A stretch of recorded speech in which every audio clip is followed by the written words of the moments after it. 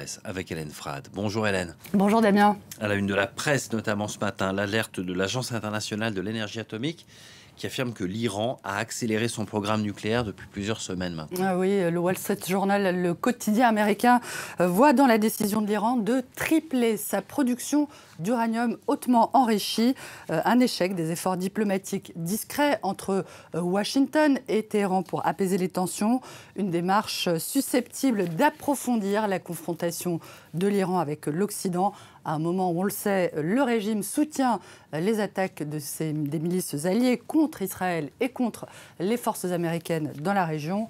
Pour le moment, la République islamique n'a pas répondu à ces allégations et le Tehran Times, vous le voyez, dénonce de son côté les tentatives futiles d'Israël pour tenter d'étendre le conflit au-delà de Gaza et de restaurer son pouvoir de dissuasion dans la région. Je cite, un pouvoir que l'État hébreu aurait perdu après l'attaque du Hamas le 7 octobre, selon le journal, et qu'il chercherait à récupérer via des assassinats ciblés, comme celui ayant visé lundi dernier le général Razi Mousavi, qui était une figure importante des gardiens de la Révolution et dont l'Iran a juré de venger la mort.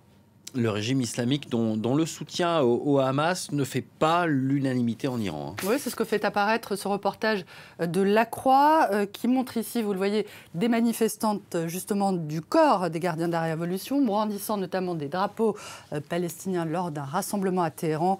D'après le quotidien français Chrétien, ces manifestations ne font pas consensus dans la population iranienne, qui exprime certes une forte sympathie envers le peuple palestinien, mais estime que cette guerre n'est pas la leur et que le pouvoir devra d'abord s'attaquer à la pauvreté en Iran. Ces réserves n'empêchent pas néanmoins le Hamas d'engranger de nouveaux soutiens dans la région. Et ça, c'est Libération qui le relève et qui souligne l'engouement suscité par le mouvement islamiste auprès des jeunes de Cisjordanie, mais également au Liban, sur les terres mêmes du Hezbollah. Un avenir bien sombre, selon Libération, qui voit dans la fuite en avant mortifère, je cite, du Premier ministre israélien Benyamin Netanyahou, la preuve de l'importance vitale d'offrir un vrai projet politique à des populations qui sont aujourd'hui désespérées, si désespérées qu'elles sont prêtes à tout et surtout au pire. À lire aussi, Damien, ce matin sur le Hamas, cette longue enquête du Figaro qui s'est rendu à Beyrouth, Amman et Doha pour y rencontrer des cadres et des proches du mouvement islamiste pour tenter de comprendre à la fois la genèse et les objectifs de l'attaque du 7 octobre dernier qui a tué, on le rappelle, près de 1140 Israéliens. Hélène, ce matin, vous avez aussi ouvert la presse africaine et à la une notamment, il y a la poursuite du décompte des voix en République démocratique du Congo sur fond de tensions croissantes avec l'opposition congolaise. Le magazine Jeune Afrique évoque un curieux entre-deux dans lequel se trouverait aujourd'hui la RDC où la Commission électorale nationale indépendante se dit déterminée à faire connaître l'ensemble des résultats provisoires d'ici le 31 décembre, malgré, on l'a évoqué ici, les problèmes logistiques, la poursuite des opérations de vote au-delà des 5 jours au-delà de la date prévue et les critiques sur la crédibilité de ce scrutin. L'opposition a appelé à une journée de mobilisation aujourd'hui même. Le gouvernement a fait savoir que toute manifestation serait interdite et l'observateur Palga, le quotidien burkinabé, dit trembler pour la RDC, ce géant au cœur de l'Afrique. Si l'occasion du gouvernement venait à être enfreint, s'inquiète le quotidien, c'est sûr qu'on assistera à des violences à Kinshasa et si par extraordinaire la requête des contempteurs du pouvoir était recevable, on se demande bien où trouver encore des moyens colossaux pour réorganiser d'autres élections, relève le quotidien. Hélène, un mot à présent de l'organisation des Jeux Olympiques de Paris 2024. Après la polémique sur les prix des billets, voici la polémique sur les tarifs des hôtels. Le Parisien aujourd'hui en France évoque une flambée des prix, épinglée d'ailleurs par l'association de consommateurs UFC Que Choisir. Celle-ci a publié hier une enquête qui fait état de hausses parfois faramineuses et qui atteint en tout cas en moyenne 226% d'augmentation. Ouais. Les prix flambent, mais les droits sociaux, eux, risquent de se retrouver disqualifiés d'après l'Humanité. Le quotidien communiste alerte sur la remise en cause de la charte sociale qui a été signé il y a 6 ans par les partenaires sociaux. C'était une première dans l'histoire des JO et dont l'ambition était de lutter, entre autres, contre la sous-traitance en cascade sur les chantiers et ses méfaits. Des grands principes qui seraient aujourd'hui attaqués, d'après l'UMA, par plusieurs arrêtés ministériels et circulaires qui enfreindraient le Code du travail.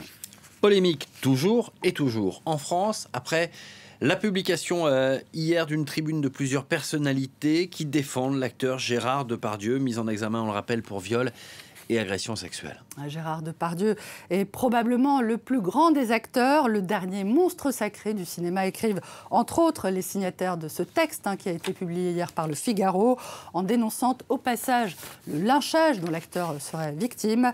Cette tribune, nous apprend Le Parisien, a été rédigée par Yanis Eziadi. C'est un acteur et un éditorialiste pour le magazine d'extrême droite Causeur. Le Parisien relève également que la moyenne d'âge des signataires se situe autour des 70 ans et que la relève du cinéma français y est totalement absente. J'en perds mon latin. Les propos publiés, en tout cas, suscitent une avalanche de commentaires et de réactions. Si on pouvait nous lâcher la grappe avec ces histoires de monstres sacrés, les monstres n'existent pas. Il n'y a que des humains ordinaires. Un acteur n'est rien d'autre qu'un acteur et le cinéma n'est que du cinéma. Voilà ce qu'écrit notamment la comédienne et chroniqueuse Samira Sedira dans Libération. Interrogée par le site Huffington Post, Geneviève Cellier, elle, explique que cette défense de Gérard Depardieu s'inscrit dans une tradition bien française, consistant à placer l'artiste au-dessus des lois. Cette historienne spécialiste du genre au cinéma dénonce néanmoins un texte accablant et un combat d'arrière-garde. Elle juge cette tribune d'autant plus scandaleuse qu'elle a visiblement été déclenchée, selon elle, par les déclarations du chef de l'État, qui s'est dit grand admirateur de Gérard Depardieu, Emmanuel Macron, donc qu'elle accuse d'avoir donné un feu vert pour l'hallali contre les gens osant critiquer le comportement scandaleux de l'acteur. Hélène, on ne va pas se quitter là-dessus quand même. La rubrique comportement répréhensible toujours, quoique dans un registre nettement moins dramatique. Damien, The Guardian, le quotidien britannique, rapporte que Yang Shenglong, qui est devenu la semaine dernière le champion de Chine d'un jeu d'échecs chinois, qui est extrêmement, pas facile à dire, un jeu d'échecs chinois très populaire en Asie, eh bien, qu'il n'a pas vraiment eu le temps de célébrer son titre, puisqu'il a été, ce titre lui a été repris dès lundi pour, je cite, comportement inapproprié et trouble à l'ordre public. Concrètement, pour avoir assouvi ses besoins naturels au mauvais endroit, c'est-à-dire dans la baignoire de son hôtel. On apprend au passage d'Amiens que le joueur avait déjà été l'objet d'allégations sur les réseaux sociaux, cette fois l'accusant d'avoir utilisé des perles anales intelligentes pour obtenir par vibration des consignes de jeu transmises par ordinateur. On n'arrête pas le progrès.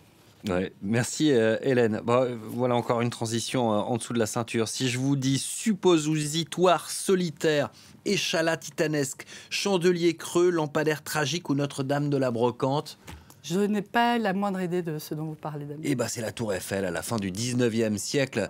C'était le surnom que lui donnait